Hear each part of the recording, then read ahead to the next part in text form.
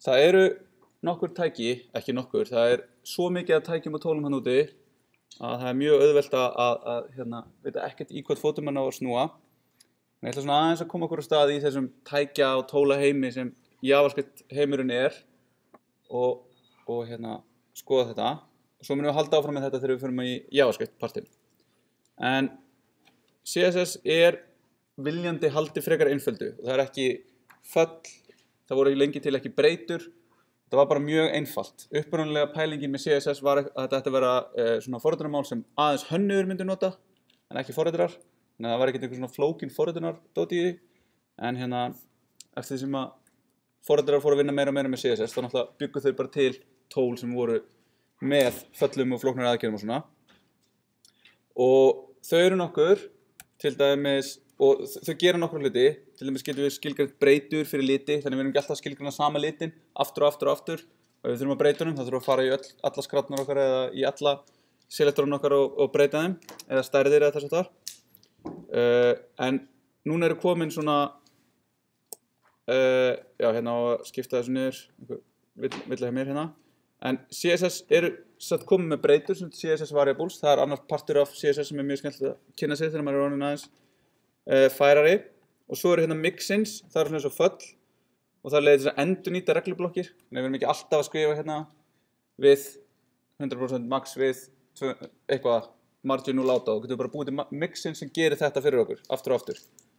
Og nesting, þannig við getum skrifað í raun reglublokk inn í reglublokk og nýtt selektorinn á ofan, líka svona skipulagt okkur aðeins betur.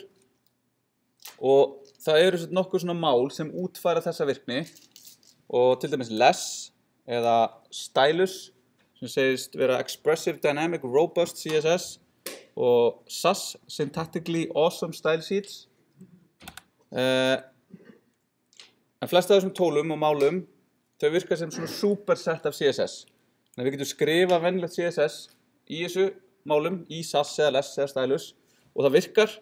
En síðan ef við notum einhverja virkni sem er þá bætt ofan á CSS þá þurfum við einhvern þýðanda sem þýðir úr þessu máli, úr less eða stylus eða SAS yfir í venjulegt CSS. Og þá er það í raun bara machine to machine, eða forritunarkóði yfir í forritunarkóða þýðandi, svona transpiler oft kallað, sem við munum kynnast betur þegar við förum líka í JavaScript. En núna þurfum við bara að vita það, við erum með eitthvað aukamál sem bætir við virkni í CSS. Ef við ætlum að nota það, þá þurfum við eitthvað tól sem þýðir úr þessu máli yfir í venjulegt CSS sem að vafrinn getur birt. Og við ætlum að skoða sérstaklega SAS, Syntactically Awesome Style Sheets. Það er töluvert mikið notað og þessi þrjú eru svona, less, SAS og stylus eru svona mikið notuð öll, en ég held að SAS og less eru meira notuð en stylus. En þau eru öll að leysa þessi mjög svipa verkefni. Þannig að ef við erum búin að læra eitt, þá er ekkert mikið mál fyrir ykkur að færa ykkur yfir eitthvað annað. SAS hefur þýðendur í mörgum umhverfum. Það breyttist syntaxin, það var gert svona breyting sem var ekki backwards compatible og það var alltaf SAS endingin, en núna notum við Sassy CSS sem er SCSS. Svo þá skýrum við skrárnar okkar ekki í CSS, þetta er SCSS og það gefur til kynna við sem við nota SAS í þeim skrám en ekki CSS og þær þurfum við að þýða.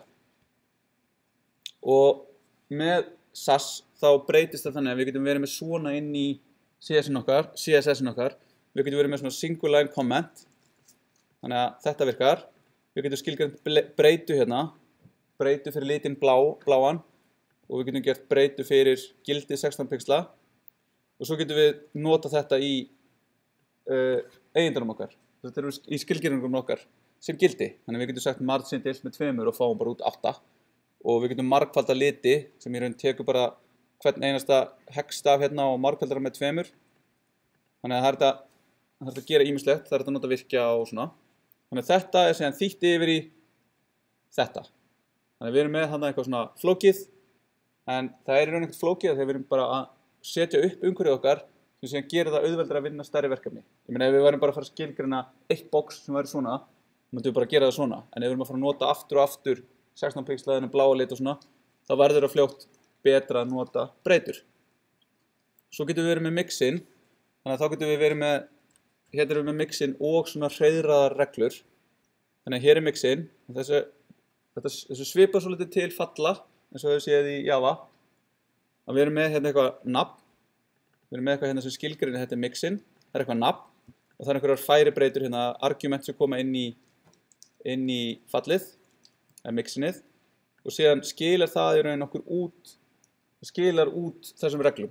Þannig að það ekki eitthvað svona return gildi sem skilar einhverju einu gildi, heldur mixin er þannig öðruvísi en föll að þau mixa inn gildunum sem eru þarna. Þannig að þau bæta við öllum þeim reglum sem við skilgreinum í mixinu.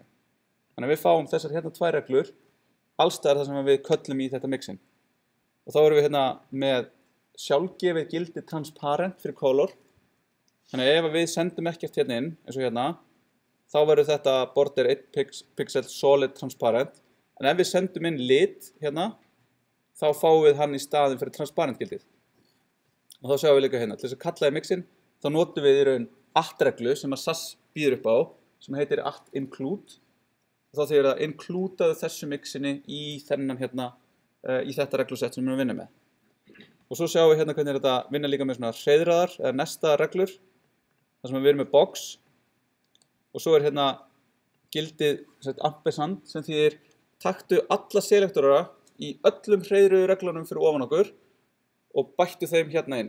Þannig að við erum að segja box, þetta hérna verður punktur box, underscore, underscore, header. Þannig að hérna sjáum við, ef við erum að nota BEM, þá er þetta svona mjög næs svona hérna samvinna hérna í gangi. Við getum skilgreint undir box öll okkar element og við getum nota hérna þessir mixin til þess að minnka okkur skrifaða línur. Þetta þýðist yfir í þetta, sem sagt, box header hérna, borders transparent hér og 000 hér og aftur box content hér. Svo getum við tekið media queries og í staðin fyrir að þurfa að skrifa media query fyrir utan selektorinn okkar og skrifa svo aftur selektorinn okkar inn í media queryinu til þess að láta hann targeta, þá getum við sett hann undir selektorinn sem að verður afskaplega þægilegt. Þannig að þá sjáum við á einum stað nákvæmlega allt sem við erum að gera með þennan selektor. Þannig að þá getum við sagt, vertu almennt 100% en þegar þú ert komin upp í 800 pixla vertu þá 50%. Og þetta er í raun miklu svona hnitmiðara saman. Þetta liggur á sama stað í staðin fyrir að þetta hérna væri einhverstaðar fyrir utan, kannski fyrir neðan fullt af einhverjum öðrum boxum og verður svona ruglingslegt. En þetta ýtir undir betra skipulag. Svo getum við notað CSS er með at-regluna import sem að ef við notum hana án SAS mun í raun gera aðra beiðni á vefþjónunum að sækja þau skjöl sem eru innifælin með import. En með hérna SAS þá eru þessi skjöl tekin og felld inn í upprunalega skjalið okkar. Þannig að við getum verið með eitt skjal sem innifælur 10 önnur skjöl og við erum ekki að fara að gera 11 beiðnir á vefþjónun af því að SAS mun þýða þetta niður í eina skrá sem að við fáumst þá hérna þegar við biðjum stílana frá vefþjónunum. Og svona getum við í raun með þessu tvennu að nota svona hreiðraðar, nestar skilgreiningar og import, þá getum við gjörbreytt því hversu skipulega við erum að vinna með CSS okkar. Þá erum við með eina grunnskrá sem vísar í allar þær skrár sem við þurfum. Og þar getum við líka til með skilgreint grunnstíla og svona og þess að þar. En þá myndi það líta einhvern veginn svona út. Við skilgreinum hérna í einhverju grunnskrá, einhverjar breytur sem við erum að nota allstaðar í skjálun okkar á mörgum stöðum.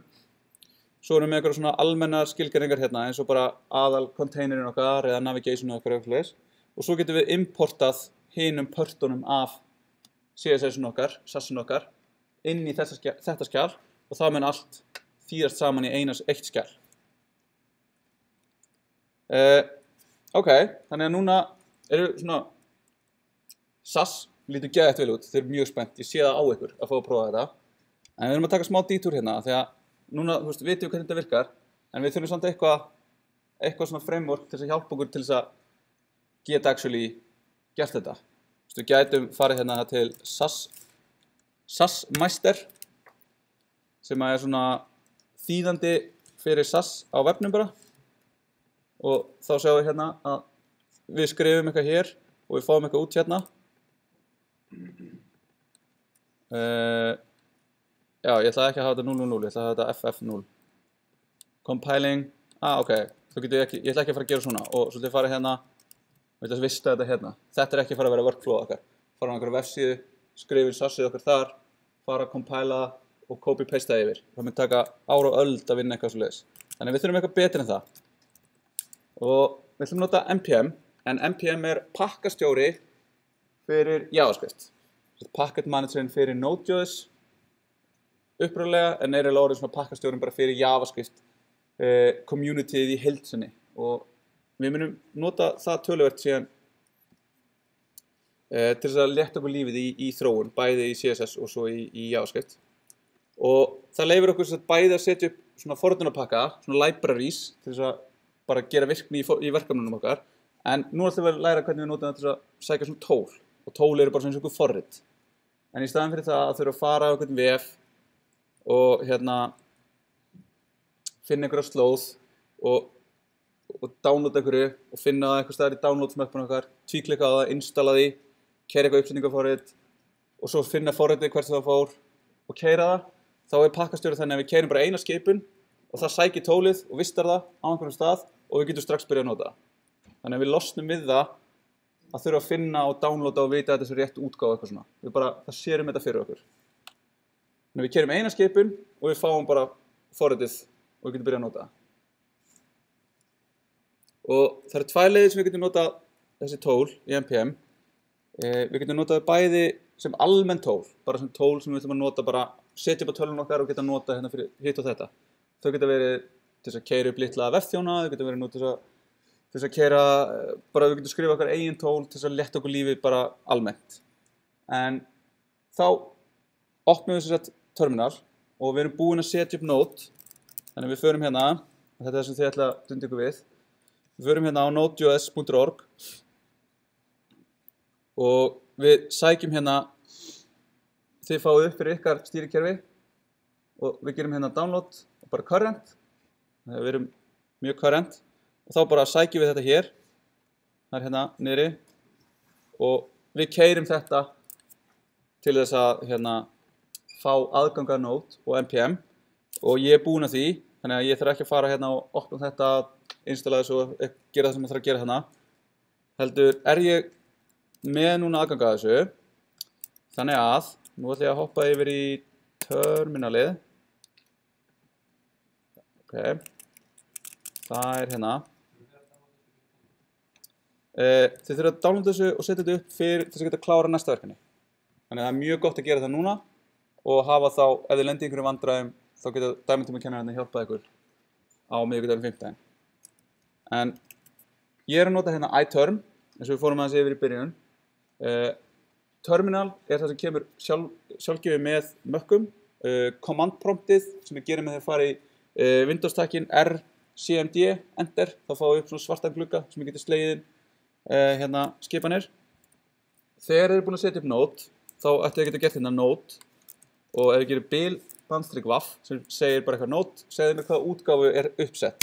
Þá fæ ég hérna, ég er með útgáfu 7.5. Ég er greinlega uppfærað þegar komið 8 eitthvað.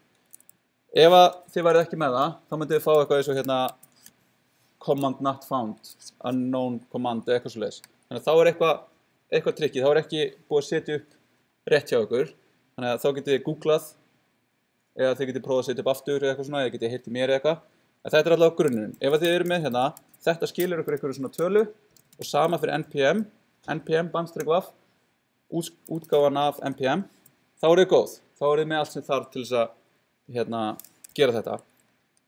En ok, þannig að nú ætlum við að setja upp tól sem heitir Browsersync. Og við ætlum að setja upp það globally, sem þýðir að ég mun þá hafa aðgang að því eins og ég hef aðgang hérna að Node. Ég mun hafa aðgang að einhverju sem heitir bara Browsersync. Svona. Þá ger ég npm install, bara npm pakkastjóri, viltu installa fyrir mig globally, bandstrykki er globally, flaggið, Browsersync. Þá fer npm eitthvað út, finnur pakkan, finnur útgáfur, installar öllu sem þarf að setja upp, setur allt upp fyrir okkur, setur einhvern stað, okkur er alveg saman um það, einhvers stað er user-möppun okkar, og tekur smá stund. Þannig að þá erum við komið með að þetta tekur einhvern ákveðin tíma hérna. Og þá meðan þetta er að klára, Browsersync er þess að tól sem leyfir okkur að keyra lítinn vefþjón á okkar eigin vél. Þannig að eins og þið hafi verið að vinna þetta núna, þá hafði alltaf verið að keyra þetta í gegnum file protokollið, sem ekki eins og við tölum í byrjun, það ekki svona alvöru vefþjónn, það bara leið til að lesa skrár af disknum á vélun okkar. En með browsing þá látum við tölvun okkar þykjast vera vefþjónn sem við notum á meðan við erum að hanna. Og þannig hanna maður yfirleitt vefi í dag. Maður alltaf að keyra einhvern vefþjón sem að sjá og gera eitthvað fyrir okkur í bakgrunnum. Og browsing gerir ekki bara það, heldur endurhleður hann síðunni þegar við gerum breytingar í því sem við erum að vinna. Þannig að við segjum hérna browsing, ég að fara að vinna í index og style CSS og við segjum það, keyrum tólið, opnast vefurinn og við fyrir að vinna og þá browsing að passa upp á að við, hei já, þú visst það index, ég ætla bara að endurhlaða því hérna fyrir þig strax. Þannig að það, no more, að þurfa allt tabba á milli og gera refresh. Þannig að núna erum við komin hérna og nú ætla ég bara að gera hérna einhverja nýja, fyrir bara desktop hérna og ég ætla að búa til nýja direktorið sem ég ætla að vinna verkefnið mitt í, sem þetta demo sem ég ætla að gera. Þannig ég fer inn í þá möppu, þannig að sjáum við hérna ég er komin í desktop demo og hér ætla ég að búa til touch, það snertir skrá, ef hún ekki til, þá býr hún hann til. Ef hún til, þá setur hún uppfærslum tíman á hana. Ég ætla að búa til index.html og ég ætla að búa til styles CSS. Þannig að núna ef við skoðum, þá eru hérna þessar tvær skrár í möppunni og ég ætla að opna þessar skrár hérna í Atom og ég ætla að stela hérna einhverju grunni í latur og ég ætla að gera hérna link-ref styles CSS rel style sheet svona og ég ætla að gera hérna eitthvað box, segja það bara, sem að snirta til eitthvað box og gera það voða fínt. Halló heimur og ég ætla að byrja því að segja hérna body, background, color, blue. Ok, þannig að þetta bara grunnurinn okkar. Við erum að fara að gera eitthvað við þetta hérna. Ok, þannig að þá erum við hérna komin. Við erum komin hérna inn í slóðina á verkefnið okkar, sem þetta demo-mappan sem við erum með. Og núna erum við með þetta browsing. Og þá það bara forrit, svona command line forrit, sem tekur, við keyrum það ekki upp með svona grafísku viðmóti, heldur það bara tekur það inn skipanir á skipanlínunni og við segjum browsing start, það startar, verður með server og þú ætlar að fylgjast með files og það index.html og style CSS. Og þá erum við að segja browsing að það eru skrárnar sem við erum að vinna í, þannig að það fylgist með þeim og hjálpar okkur með það. Þannig að þá keyrum við þessa skipun hérna, þá lúti hérna. Förum hérna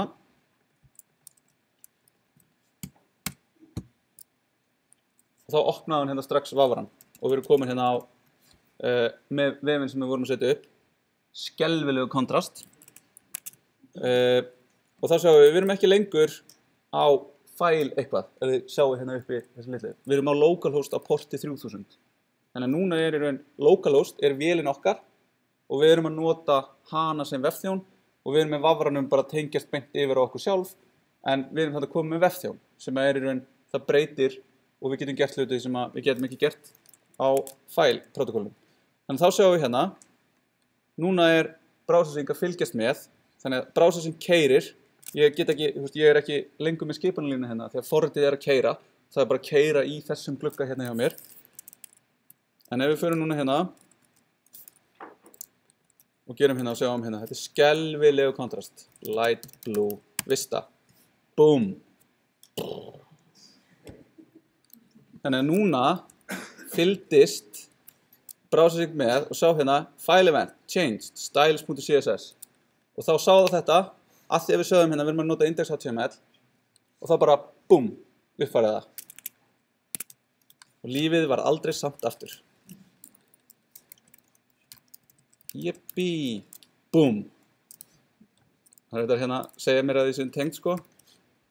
Og svona get ég þá verið bara eitthvað hérna, herðu, box, ég ætla að vera með það hérna with 200 pixlar, background, red. Já, ok, nei, þetta virkar ekki. svona getum við, núna verður miklu fljótari að fá feedback á það sem við erum að gera. Þannig að munurinn á þessu og það bara annað sem að pluggar beint inn í Atom. Þannig að þú veist, það mörg svona tól til, en browsersync eitt af þeim og það annað sem það gerir líka það ef að þið eruð að vinna með þetta hérna skjal og það orðið mjög stórt og mikið og þið vildu prófa allir í símanum hjá okkur og á iPad og á aðrari tölvu, þá getið þið tengt öll tækin og haft þau hérna í kringum ykkur og það kemur nafnið browsersync og þá ef þið opnið og hreyfið skrollið niður á einu tækinu, þá skrollast öll hinn tækin niður með ykkur og ítið á takkað og ítist á takkað á öllum hinn tækinum. Bara ef ég núna á sama networki, og ég kannski skoðum það næst af því að það smá vesen hérna á milli, þá get ég fundið IP-tölur á vélinni minni sem hérna 130, 208, 39, 149, 3000. Þannig ef þið prófið að opna þetta hjá ykkur, þá, ég veit nefnilega ekki með eldveggjarmálun hérna inni, þá ættu þið að geta séð þennan vef hjá mér á ykkar vélum. Þannig að þið getið prófað, ég leyfi þess að hanga þarna uppi, en þetta í raun svona tól. Þau eru ótrúlega mörg til. Sum tengjast inn í vafran ykkar, sum tengjast inn í editorinn ykkar, sum keyra sér, sum keyra sem bara einhver forrit, þú veist, ekki svona með pakkamanager, en þú veist, öll eiga það sameiginlegt að þau hjálpa okkur við það að vinna vinnun okkar, en það sem þau gera líka að vera rosalega mörg í boði, þannig að það verður rosalega erfitt að velja hvað eigum við að nota. Þannig að ég bara svona bendi ykkur á hérna það sem að ég hef notað. Sjáu þið eitthvað að gerast? Sko, ótrúlegt. Þannig að ef að ég geri min height 200, þannig að skrolla ég, þetta skrollast hjá okkur? Já. Browsersync. Já, og þið getið skrollað á móti. Þannig að og ef við skoðum hvað þá það sem að browsersync gerir að henda hérna inn JavaScriptu sem séur að sjá þetta allt saman. Þannig að þetta allt sem að skrifa með JavaScript. Þannig að eftir að þið eru búin að læra JavaScript, þá getur þið smíðað svona tól. Ótrúlegt. Nóg af þessu. Þannig að núna ger ég hérna, nú drep ég vefþjóninn, þannig að ef þið núna reynir að refresha, þá þetta bara horfið. Það var gaman, en þetta búið. Og svona erum við komið með eitthvað svona eitt tól sem við getum þá, og svo það bara 1000 önnur svona tól, hún gera alls konar hluti. En þá náttúrulega vaknar kannski svo spurning, hvað ef við viljum að aðrir sem að vinna með okkur geti líka nota þetta tól. Þannig að við liggjum ekki bara á þessari þekkingu eins og einhverjur ormar og gulli, heldur viljum við náttúrulega hjálpa öllum vinnum okkar og gera þannig að allir geti sem að vinna í verkefnum okkar geta á einfaldan hátt nota svona tól. Og þá kemur það sem að svona innifela tólin í verkefnunum okkar. Og það sem gott við það, við vitum nákvæmlega hvaða dependency við höfum. Það ekki neitt sérstaklega gott íslenskt orð fyrir dependency, en það í raun eitthvað sem að við þurfum að nota til þess að láta verkefnið okkar ganga. Þannig að við ætlum til þess að láta verkefnið okkar ganga, við getum skilgreinað það, við þurfum að vera með browsersync, af því það miklu betra að vinna með því. Og við þurfum að nota Node.js, af því við ætlum að vera með Node.js, og ef við erum ekki með Node.js, þá höfum við enga leið til þess að compila SAS, Node.js er það sem við ætlum að setja næst. Þannig að við vitum nákvæmlega hvaða hluti við notum. Og við getum þá gefið öllum í teiminu okkar aðgang að þessum hlutum, og við vitum líka nákvæmlega hvaða útgáfu við vorum að nota. Að þegar við skoðum eins og þetta Node 7.5. Node 7.5 ekki með sömu virkni á Node 6 og ekki með sömu virkni á Node 0.12 og það ekki með sömu virkni á Node 8. Þannig að það mismunandi hvaða útgáfur af tólunum við erum með, hvaða virkni við höfum. Og ef við innifilum tólin í verkefnunum okkar, þá getum við líka skilgreint nákvæmlega hvaða útgáfu við ætlum að nota. Og packagization er skjal sem svona orðið svona staðallinn fyrir það að skilgreina hvað verkefnið okkar notar og hvernig verkefnið okkar er. Og það búið til með NPM og þá notum við NPM init til þess að búa til package.json og búa til verkefnið okkar. Og síðan sækjum við pakkana, ekki með global, heldur með save eða save def. Og þá í raun save það sem eitthvað sem við þurfum til að keyra verkefnið okkar. Bara það getur ekki keyrt á þess að hafa þennan pakka. Og save def þýðir, þetta eitthvað sem við notum bara í development, bara meðan við erum að þróa. Við þurfum ekki browsersync þegar við erum búið með vefinn okkar og setjum hann í loftið, af því að browsersync bara þróunartól. Það óþarfi og við viljum alls ekki, það opnar bara leiðilegar glufur og opnar fyrir bugga að hafa það á raunvefnum okkar. En þannig að þá erum við aftur í hérna verkefninu okkar og við keyrum npm init sem býr til svona package.json skrá og svo keyrum við npm install eins og áðan nema ekkert _g hérna og gerum save def, af því við ætlum að nota þetta í development. Þannig að þá erum við hérna, gerum npm init, þá fáum við hérna, we'll walk you through creating a package.json file og við ætlum að segja bara eitthvað hérna demo, þetta útgáfa 1, þetta bara eitthvað description, eitthvað hérna. Ok, yes. Þannig að núna ef við skoðum, þá erum við búin að bæta við hérna package.json skrá og ef við kíkjum á hana hérna, þá sjáum við að það þessi gildi sem við sögðum já við öllu. Og nú ætlum við að fara hérna og gera npm install browser sync save def. Þá aftur keyrir hún núna, það er að teka smá tíma. Og þegar það búið, þá sjáum við breytast þarna inni. Þannig að við fáum hérna svona dev dependency. Þannig að þá stöður dev dependency, development dependencies, browser sync, útgáfa 2.18.13 eða nýrri, sem þýðir þetta hérna caret. Þetta lágmarks útgáfan. Ef við gefum okkur það að pakkar mun aldrei losa út virkni eða henda út virkni, þá leyfum við okkur að uppfæra til þess að það kemur útgáfa 2.18.15 eða 2.19 eða 2.30 eða eitthvað. Þannig að þá getum við séð hérna hvort að þetta búið. Það ekki búin að koma ný útgáfa af browsersync síðan ég skrifaði þetta fyrir 2 dögum. Það gæti hafa gerst af því að þessi heimur hreyfist mjög hratt. En núna erum við komið með browsersync. Þannig að núna erum við ekki lengur með eitthvað global tool á vélun okkar sem við erum að nota. Heldur erum við með, það innifalið í verkefninu okkar. Og já, og núna þegar við erum búin að installa, ef við gerum núna aftur ls, þá erum við komin hérna með Node Modules möppu. Þannig að ef við skoðum hana í Finder, hérna, þá sjáum við hérna komin mappa sem heitir Node Modules. Hún geymir tólið og allt það sem tólið þarf til þess að keyra. Hvað haldið þetta séu margar möppur að nýttir?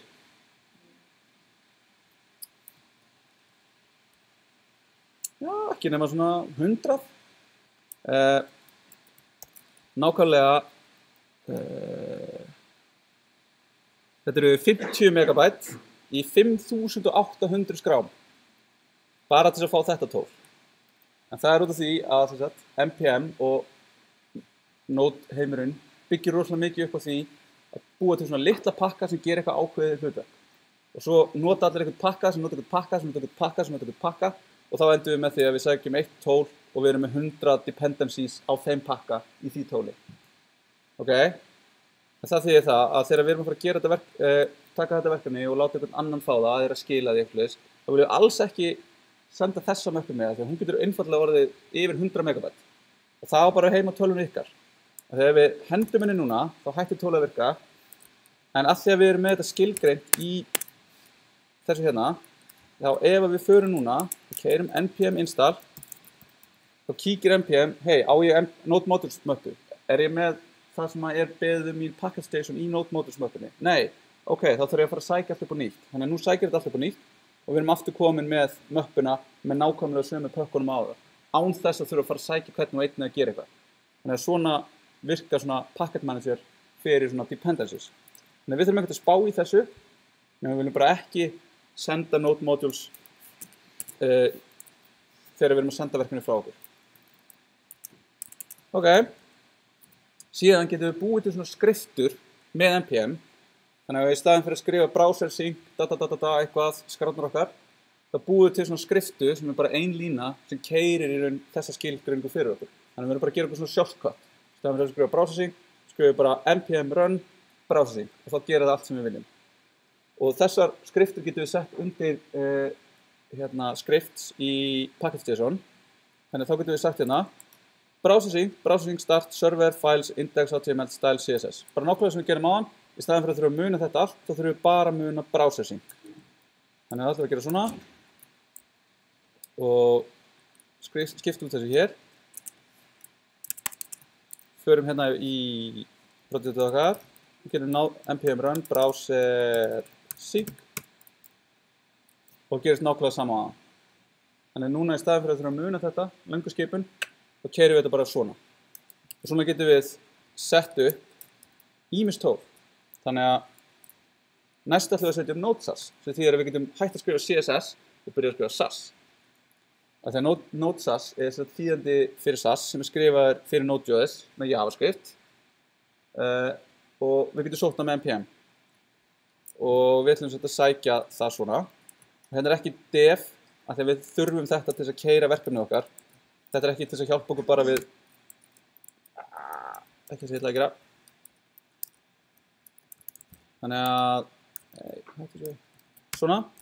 Þannig nú sækjum við Node, SAS, bíðum eftir því.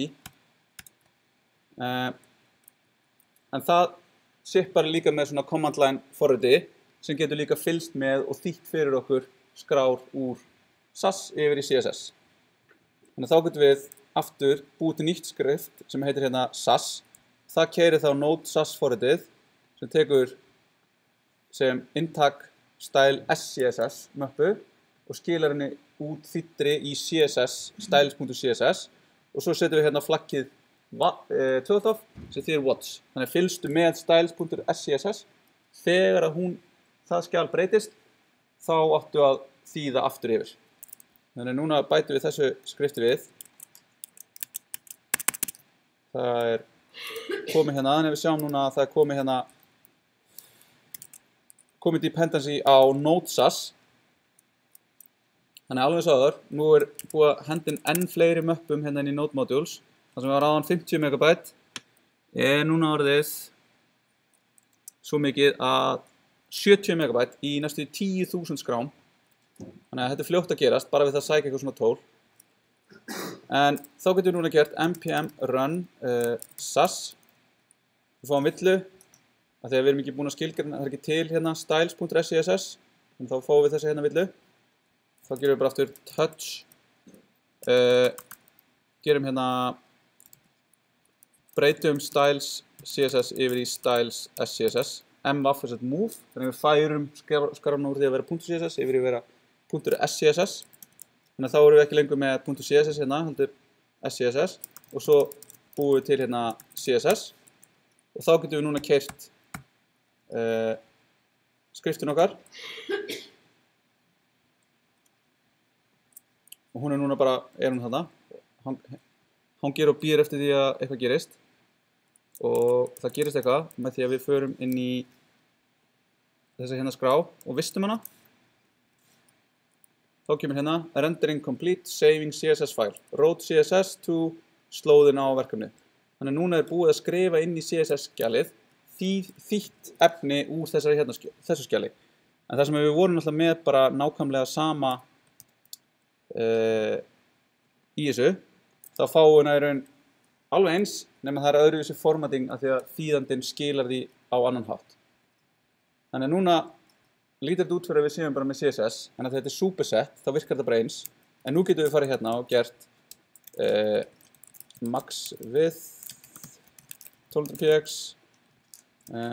main margin 0 auto max width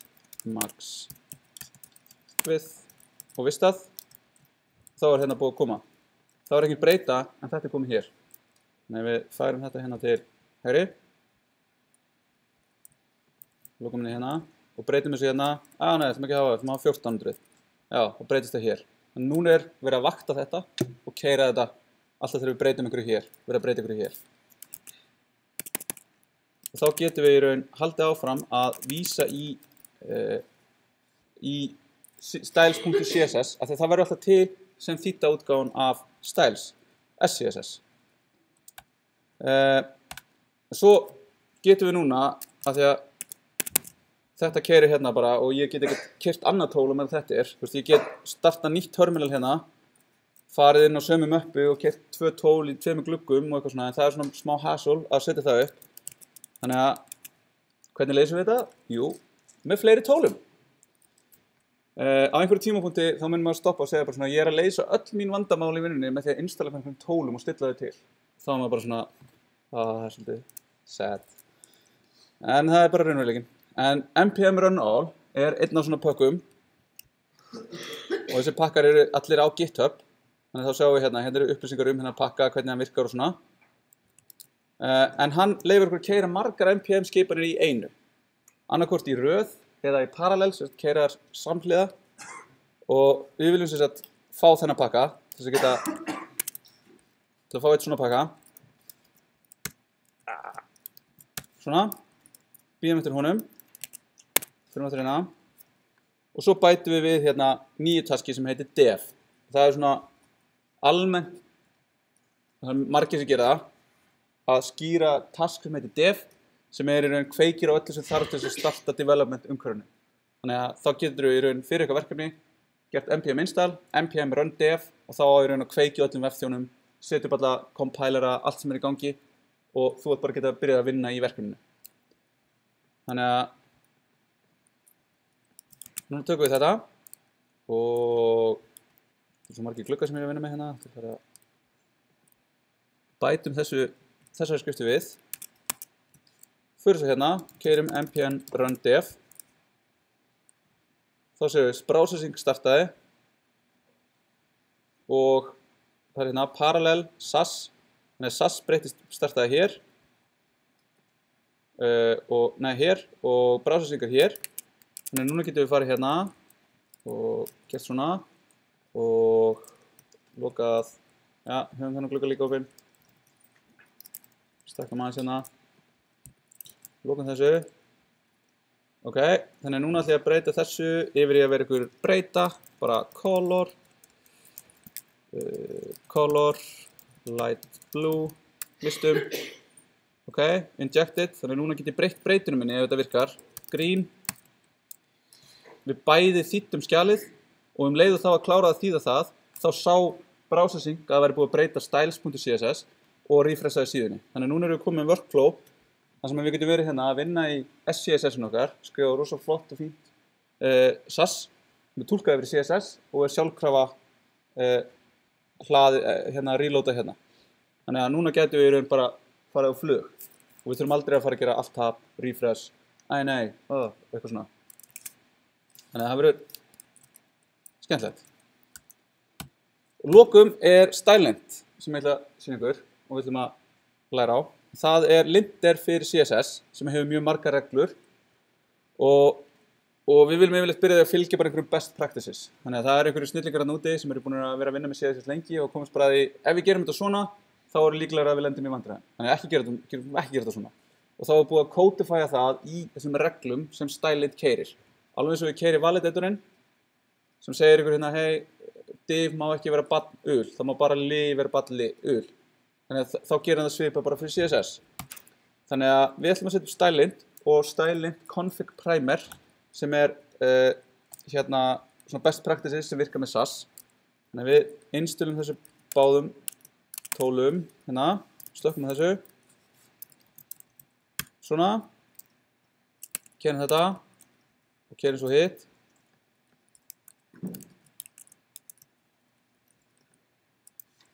Komum svo.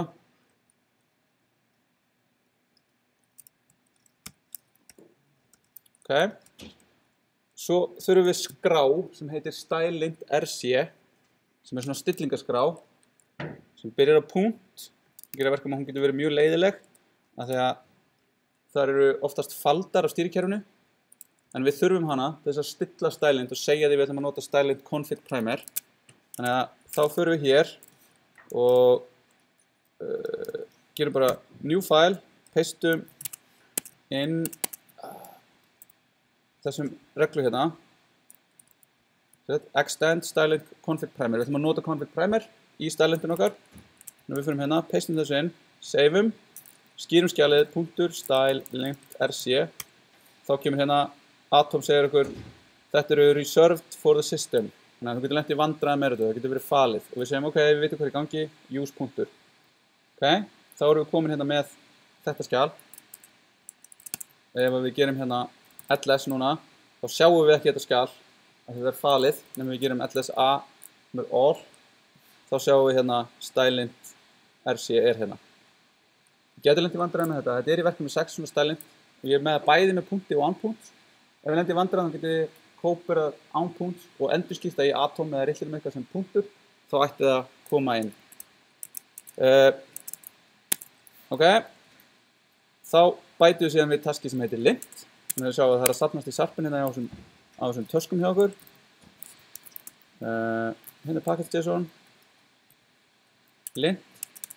Þá ætlum við núna, þá getum við gert npm run lint. Og þá skoðar það stylelint.css og við gerum hérna silent, við fáum ekki þessar villumeldingar frá npm. Þá sjáum við hérna, það var villur í því hvernig við erum að skilgreina style CSS. Við erum ekki að nota color eftir nafni, við erum ekki að nota green, það er almennt talið verið best practice að gera það ekki. Við erum að hafa tómalínu áður en við gerum reglu. Það er bara til þess að hafa snirtilegt skjalið okkar. Við ættum ekki að nota body selektorinn, af því að það er yfirleitt ekki gott að nota element selektora, eða type selektora. Og hérna er eitthvað, við viljum raða svo þannig að min height ætti að koma undan background color. Svo er hérna, viewport units is only partially supported by EE. Þannig að yfirleitt slekkum maður þessu, af því að við erum að keyra svona cutting edge sko, við notum bara okkur alveg sama með EE. Og svo sama fyrir þetta hér. Þannig að þá sjáum við hérna, það eru nokkra villur bara í þessum litla kóða sem við vorum að keyra. Þannig að þá er mjög gott að fara hérna og kveiki aftur á þessum pakka sem ég slökkti á áðan, sem að sýnir okkur stylelint villur inn í Atom. Þannig að þá förum við hérna í style CSS og svona. Þannig að þá fáum við núna sömu villur í Atom. Þannig að þá erum við bara að leysa við þetta jafnóðum. Hérna, vera bil, ok, þessi á að vera hérna fyrir ofan, þessi á að vera hérna fyrir ofan, þessi á að vera fyrir ofan, nei, þessi á að vera fyrir neðan, já, þetta er red, setjum bara eitthvað hérna, svona, þá erum við ennþá með þessar villur hérna, en við viljum samt skrifa main selector einhvers staðar, en við viljum samt almennt ekki vera að nota type selector, þannig að þá getum við slökkt á reglum með því að nota stylelint disable line. Þannig að þá gerum við hérna svona, svona. Þá erum við bara eftir með þessa hérna plugin no unsupported browser feature. Þá getum við farið hérna og við ætlum að segja ok, rules og við ætlum að skilgreina hérna þessa reglu sem við verðum að kvarta yfir. Hérna er hún. Og við ætlum að slökkva henni, af því að við viljum ekki vera að díla við þetta. Þannig að þá gerum við svona og gerum null, svona.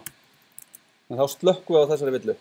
Núna ef við keyrum lintirinn aftur, þá eru engar villur. Þannig að núna erum við með gott skjal, þá fylgir best practices. Þannig að með verkefni 6 fylgir svona hérna lint upplýsingar, eða uppsetningar, og í raun package.json skjal með öllum þessum tólum uppsettum. Þannig að þið getur sótt zip-skrána, unsipað henni í einhvern stað, farið þangað inn í terminal eða í command promptinu, gert npm install, gert npm run dev og þið ættuð, ef allt er uppsett eins og að vera sett upp, fáið þið nákvæmlega sama og ég er búinn að setja upp hérna.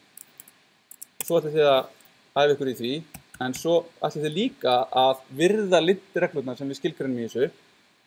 Og við þurfum ekkert alltaf að vera sammála því, það finnst það asnalegt eða óþarfi eitthvað svona, en samt sem að nota svona í verkefnum sem kannski 10 manns er að vinna í, getur verið alveg munur, alveg gífurlegu munur, af því að þið farið inn í eitthvað og það lítur alltaf eins út. Það er ekki eitthvað hérna, Anna er með, þú veist, hún veit skrifa þetta svona en Nonni veit skrifa þetta hinsegin. Og svo er bara eitthvað, svo er alltaf að eyða nokkrum hugsunum í það að koma, já, þetta er svona.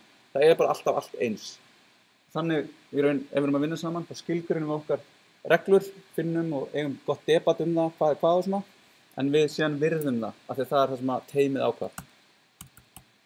Ok, þannig að þetta eru þessi tól sem við ætlum að æfa okkur aðeins með núna í verkefni 6. En sko, það eru 25 mínútur eftir. Við ætlum að taka 5 mínútur pásu.